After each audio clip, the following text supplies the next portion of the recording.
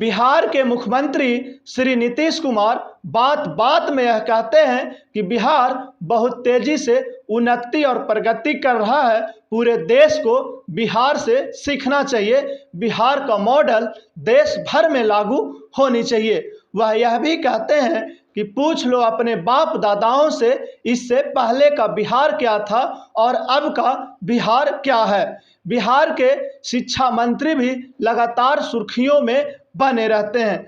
बिहार के वर्तमान शिक्षा मंत्री प्रोफेसर डॉक्टर चंद्रशेखर के बारे में कौन नहीं सुना होगा, और वर्तमान के अपर मुख्य सचिव शिक्षा विभाग के पाठक जी का क्या कहना। दोनों लगातार मीडिया के सुर्खियों में बने हुए हैं और लगातार यह दावा कर रहे हैं कि बिहार में शिक्षा व्यवस्था सुधर रहा है। बिहार के पूर्व शिक्षा मंत्रियों की भी बात करें तो वह भी लगातार यह कहते हैं कि हमने बहुत बढ़िया काम किया है, बहुत बढ़िया परफॉर्मेंस दी है। बिहार के पूर्व शिक्षा मंत्री डॉक्टर अशोक चौधरी भी यह कहते हैं कि हमने भी नीतीश कुमार के नेतृत्व में शिक्षा विभाग संभाला है और बहुत बढ़िया काम किया है।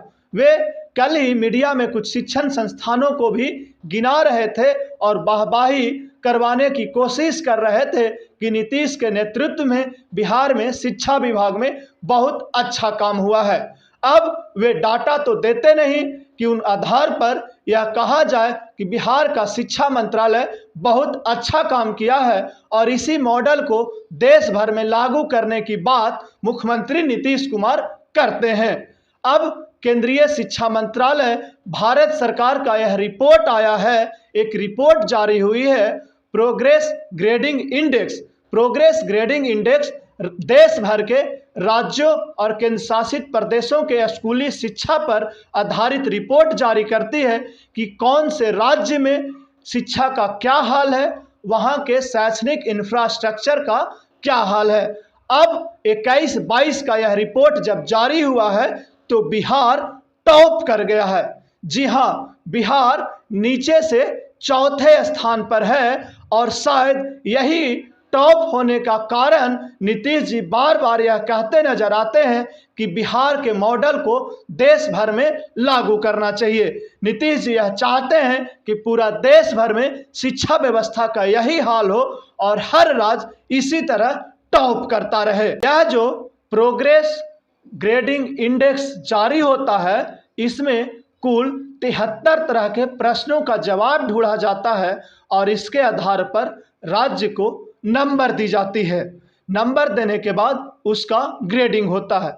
कुल 1000 नंबर का यह सर्वे होता है जिसमें बिहार को 465 नंबर मिले हैं, यानी कुल 46.5%, और इससे नीचे मात्र 3 राज्य हैं। बता दें कि जो राज्य 420 से नीचे नंबर लाते हैं उन्हें कोई ग्रेड नहीं दिया जाता और कुल 10 ग्रेडों का यह सर्वे होता है। सबसे जो टॉप का ग्रेड है वह है दक्ष, उसके नीचे उत्कर्षण, उसके नीचे अति उत्तम, उसके नीचे उत्तम और उसके नीचे प्रचेष्टा 1, प्रचेष्टा 2, प्रचेष्टा 3 और उससे नीचे आकांक्षी 1, आकांक्षी 2 और आकांक्षी 3। यह 10 ग्रेड में हमारा बिहार आकांक्षी 2 में आता है, जिसके अंदर वे राज्य आते हैं जो 460 नंबर से ऊपर के नंबर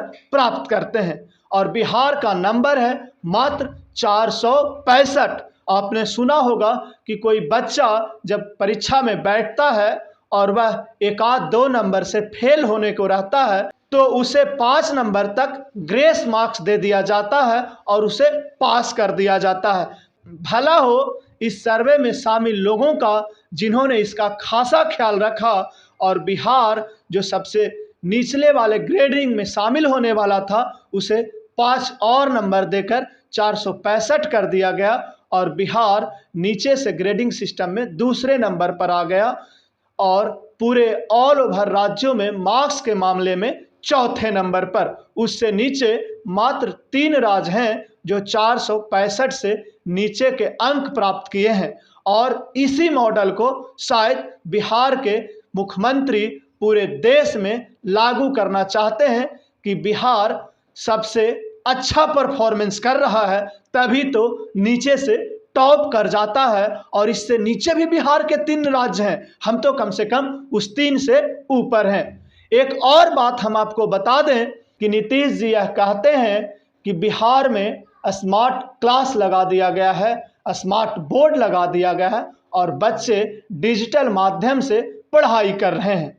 तो बता दें कि बिहार का कोई भी जिला इस डिजिटल शिक्षा के मामले में जो सर्वे हुआ उसमें 10 नंबर भी लाया हो, यानी बिहार का कोई जिला 2.5 अंक भी डिजिटल शिक्षा के मामले में नहीं प्राप्त कर पाया। यानी मुख्यमंत्री नीतीश कुमार का यह स्मार्ट क्लास रूपी ढोल यहीं फट गया, खराब हो गया। और सबसे बड़ी बात कि पूरे राज्य में यदि इस ओवरऑल सर्वे में कोई सबसे ऊपरी जगह प्राप्त किया है, सबसे ऊपर आया है, तो वह नालंदा जिला है। और नालंदा जिला के इर्द गिर्द कोई भी जिला नहीं टिकता। ऐसे में यह भी कहा जा सकता है कि बिहार के अन्य जिलों के साथ यहाँ भी घोलमेल हुआ, यहाँ भी दोहरी नीति अपनाई गई, क्योंकि यदि यह दोहरी नीति नहीं होता तो नालंदा इन ओवरऑल में जिलों में टॉप स्थान नहीं प्राप्त करता बिहार में, और उसके इर्द गिर्द राज्य के अन्य जिले नहीं पहुंचते। यानी बिहार में भी इन सब मामलों में अच्छी व्यवस्था दी गई और बिहार के बाकी जिलों को यूं ही छोड़ दिया गया। हम एक एक कर इस इंडेक्स में जो पैरामीटर हैं उन पे बात करेंगे, बताएंगे कि किस पैरामीटर पर बिहार कहाँ ठहरता है। और नीतीश कुमार का यह जो शिक्षा के बढ़ावे की बात, शिक्षा पे खर्च की बात, शिक्षा में बहुत बढ़िया प्रदर्शन की बात, बिहार मॉडल को देश में लागू करने की बात कही जाती है, वह कितना खोखला है। आगे के वीडियो में हम एक एक इंडेक्स के बारे में आपको बताएंगे कि बिहार कुल कितने नंबरों में कितना नंबर प्राप्त किया। लेकिन तब तक हमने आपको यह बताया कि टोटल 1000 नंबर में बिहार ने मात्र 465 नंबर प्राप्त किया है, यानी 46.5%। और यह पूरे राज्यों और केंद्र शासित प्रदेशों में नीचे से चौथे स्थान पर है। यदि 5 नंबर भी नीचे गिरता तो बिहार उन 3 जो पीछे के राज्य हैं उनसे भी शायद नीचे चला जाता।